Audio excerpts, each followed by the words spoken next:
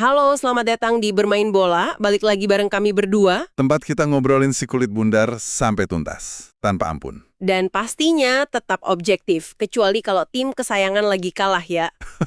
Itu lain cerita. Sobat bola, malam ini, Italia kayaknya nggak bakal tidur.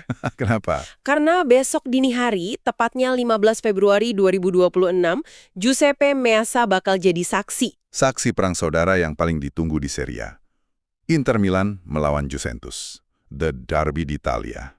Gila sih, ini bukan cuma soal 3 poin, ini soal ego, sejarah, dan mungkin ini penentuan siapa yang bakal benar-benar megang kendali di perebutan Scudetto musim ini. Betul sekali.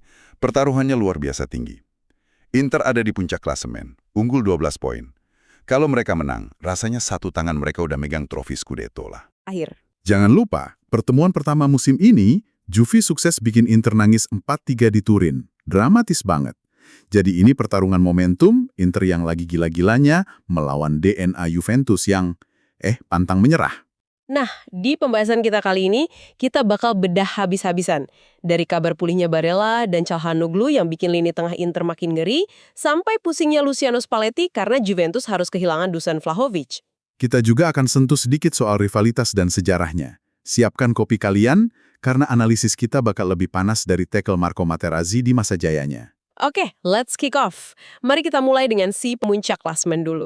Kalau kita lihat data-data yang ada, Inter musim ini, gimana ya bilangnya? Ngeri. Ngeri adalah kata yang pas. Mereka datang ke pertandingan ini dengan 5 kemenangan beruntun di Liga. Dan bukan cuma itu, angka-angkanya itu loh, Inter adalah tim paling produktif di Serie A. 57 gol. Sebagai perbandingan aja, itu 16 gol lebih banyak dari Juventus. Jauh banget bedanya. Tunggu, bukan cuma lini serang mereka yang tajam kan? Pertahanan mereka juga paling kokoh di Liga. Baru kebobolan 19 gol. Betul. Dan kalau kita total di semua kompetisi, mereka udah cetak 80 gol. 80, itu artinya rata-rata mereka nyetak hampir 3 gol di setiap pertandingan. Ini bukan lagi tim sepak bola, ini mesin penghancur. Dan yang menarik adalah gimana transformasi ini terjadi. Banyak yang menyorot peran pelatih baru, Christian Chivu. Sebagai mantan bek legendaris Inter, insting pertamanya itu benerin lini belakang. Khususnya sisi kiri ya kan? Musim lalu itu kan jadi titik lemah mereka. Tepat sekali. Disitulah letak kejeniusan Chivu musim ini. Dia berhasil menghidupkan kembali duet Alessandro Bastoni dan Federico Di Marco. Ah ya, mereka berdua ini seperti terlahir kembali. Tapi apa persisnya yang diubah oleh Chivu? Kok bisa sisi yang tadinya jadi masalah, sekarang malah jadi senjata utama? Gini, Chivu itu ngasih peran baru buat Bastoni. Dia bukan lagi sekedar bek tengah biasa yang tugasnya ya cuma buang bola. Oh, jadi lebih dari itu. Jauh. Bastoni kini jadi seorang deep-lying playmaker dari lini pertahanan. Visi bermainnya luar biasa. Dia sering banget jadi pemain yang memulai serangan Inter dengan umpan-umpan akuratnya. Asisnya pas lawan Lazio itu bukti nyata ya, udah asis keempatnya musim ini. Nah, itu dia. Angka yang sangat tinggi untuk seorang bek tengah. Dia ngatur tempo dari belakang. Oke, Bastoni dari belakang. Lalu gimana dengan Di Marco? Perannya juga kelihatan beda banget. Dia kayak ada di mana-mana. Tepat. Chivu ngasih Di Marco kebebasan penuh buat nyerang. Dia nggak cuma nyisir sisi lapangan, tapi juga sering masuk ke tengah.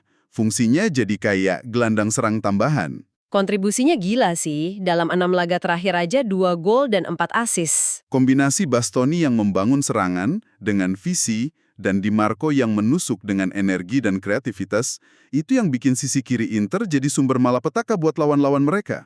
Oke, kekuatan Inter di sisi kiri ini kedengerannya hampir mustahil dihentikan ya.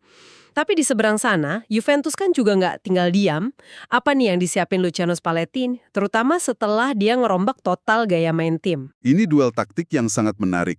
Sejak ngambil alih dari Igor Tudor, Spalletti langsung buang itu sistem 3 bek yang kaku. Dia ganti ke formasi yang lebih fleksibel, 4-3-3 atau 4-2-3-1 gitu kan? Betul. Tapi yang lebih penting dari formasi itu, filosofinya.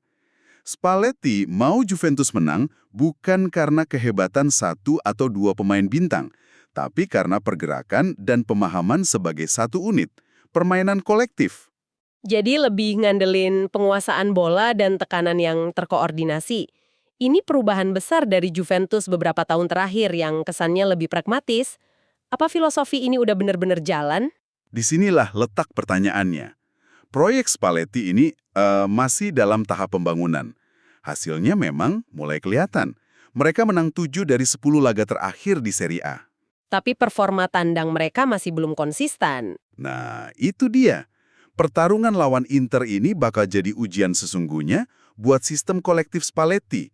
Apakah sistem yang masih baru ini cukup solid buat nahan gempuran tim yang lagi di puncak performa kayak Inter? Apalagi mereka datang dalam kondisi pincang. Tepat. Nah, ini dia, buat tisnya ada di sini. Di saat krusial kayak gini, kabar kondisi pemain bisa jadi penentu segalanya. Inter justru dapat angin segar yang luar biasa. Betul, gelandang andalan mereka, Nicolo Barella dan Hakan Calhanoglu dikabarkan udah kembali berlatih penuh. Dan kabarnya Barella kemungkinan besar bakal langsung turun sebagai starter. Bisa Anda bayangkan, lini tengah Inter yang udah kuat bakal dapat suntikan energi dan kreativitas Barella.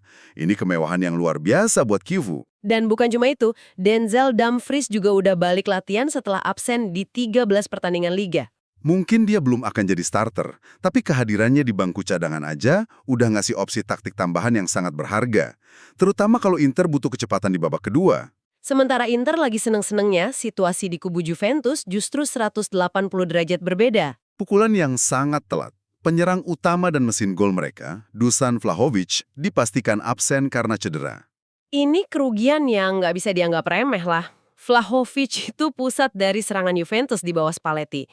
Tanpa dia, siapa yang bakal diandalin? Beban berat langsung jatuh ke pundak Jonathan David. Dan disitulah masalah berikutnya muncul. Jonathan David sendiri, yang didatangkan buat jadi tandem Vlahovic, kelihatannya masih sulit beradaptasi. Statistiknya cukup mengkhawatirkan ya. Baru 3 gol dari 20 penampilan, jauh banget dari ekspektasi. Dia sendiri pernah ngomong soal ini. Dalam sebuah wawancara, dia ngaku frustrasi dengan gaya bertahan tim-tim Italia yang menurutnya sangat total dan terorganisir. Jadi dia bilang di Liga Prancis permainannya lebih terbuka gitu. Betul. Sedangkan di sini, semua tim bertahan dengan 11 pemain. Ruang gerak jadi sempit banget. Ini masalah klasik sih buat banyak penyerang yang baru datang ke Serie A. Ini jadi pertanyaan krusial dong, dari mana gol Juventus bakal datang? Tanpa Vlahovic dan dengan David Jusevic yang masih cari bentuk terbaiknya, Spalletti harus puter otak.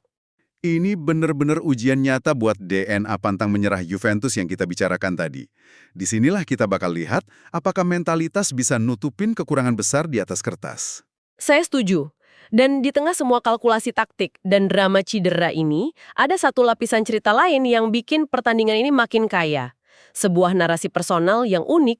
Oh ya, iya. Derby Turam. Nah, di tengah perang taktik antara dua raksasa, ada drama keluarga di lapangan. Marcus Thuram di lini depan Inter akan berhadapan langsung dengan adiknya, Kevin Thuram, di lini tengah Juventus. Ayah mereka, legenda Lilian Thuram, pasti pusing nontonnya. Mau dukung yang mana coba? Persis. Dan ada statistik unik yang bikin duel ini makin pedas kan? Benar. Kevin, sang adik, ternyata belum pernah kalah dari Marcus di Serie A. Catatannya 2 kemenangan dan 1 hasil imbang buat Kevin. Ini nambah bumbu drama psikologis di antara mereka. Marcus mungkin punya peluang besar dapat Scudetto, tapi dalam duel pribadi, adiknya punya rekor superior. Saya ingat pertemuan terakhir mereka. Marcus sempat cetak gol buat Inter, tapi kemudian Kevin ikut berperan dalam kebangkitan Juventus yang akhirnya menang. Tekanan mentalnya pasti luar biasa. Dan kalau kita tarik ceritanya lebih luas lagi, rivalitas personal kayak gitu tuh cerminan dari sejarah panjang hubungan kedua klub. Betul. Bukan sekedar rivalitas di lapangan, tapi juga di bursa transfer. Sejarah pemain yang menyeberang dari satu klub ke rivalnya. Jurainya nggak sedikit kan? Ada sekitar 29 pemain yang pernah membela kedua tim. Angka yang sangat tinggi untuk rivalitas sepanas ini, nama-namanya pun bukan pemain sembarangan. Kita ngomongin legenda kayak Roberto Baggio, Andrea Pirlo, Zlatan Ibrahimovic. Sampai pemenang Ballon d'Or Fabio Cannavaro. Setiap nama punya ceritanya sendiri. Sejarah-sejarah ini yang menciptakan lapisan-lapisan kebencian sekaligus rasa hormat yang bikin setiap duel Inter-Juve terasa lebih dalam dari sekedar 90 menit. Setuju. Jadi gimana nih Sobat Bola? Panas banget kan beda derby d'Italia kita kali ini? Di satu sisi kita punya Inter Milan yang lagi on fire, skuad mewah, unggul statistik, dan baru aja dapat kembali pemain kuncinya. Di sisi lain ada Juventus yang meski pincang tanpa Vlahovic, selalu punya cara buat bikin kejutan di menit-menit akhir. Sejarah nggak pernah bohong, pertandingan ini bukan cuma soal taktik. Punya mental lebih baja di Giuseppe Meazza nanti. Saya pribadi sih ngelihat absennya Vlahovic bakal jadi celah besar. Tapi jangan lupa, Juventus tetaplah sinyonya tua. Sekali mereka nemu momentum, Inter bisa aja terpeleset di rumah sendiri. Pertarungan ini sepertinya bakal ditentukan oleh detail-detail kecil. Duel di lini tengah antara Barella yang baru balik sama Khéphren Thuram bakal jadi kunci penguasaan permainan. Dan apakah lini serang Inter yang tajam bisa bongkar sistem kolektif Spalletti? Sebaliknya, mampukah Juventus tanpa penyerang utamanya ciptain ancaman serius buat pertahanan Inter yang solid? Tapi pertanyaannya sekarang buat kalian, siapa yang bakal jadi pahlawan atau justru pengkhianat di laga besok? Apakah Marcus Thuram bakal bikin adiknya, Khéphren, pulang sambil gigit jari? Atau justru mantan pemain yang pernah nyebrang klub bakal jadi penentu kemenangan? Wah, menarik tuh. Gue pengen denger teori konspirasi kalian, langsung aja tumpahin prediksi skor kalian di kolom komentar. Jangan lupa buat subscribe channel YouTube Bermain Bola dan nyalain lonceng notifikasi biar kalian gak ketinggalan analisis pasca pertandingan nanti. Kita bakal bahas apakah prediksi kita hari ini beneran terbukti di lapangan atau malah meleset total. Kami berdua pamit undur diri. Selamat begadang buat para Interisti dan Juventini. Ingat, rivalitas cuma 90 menit. Sisanya, Tetap saling side war dikit gak apa-apa lah ya. Sampai jumpa di episode berikutnya. tetap di Bermain Bola, obrolan bola paling tuntas. Ciao!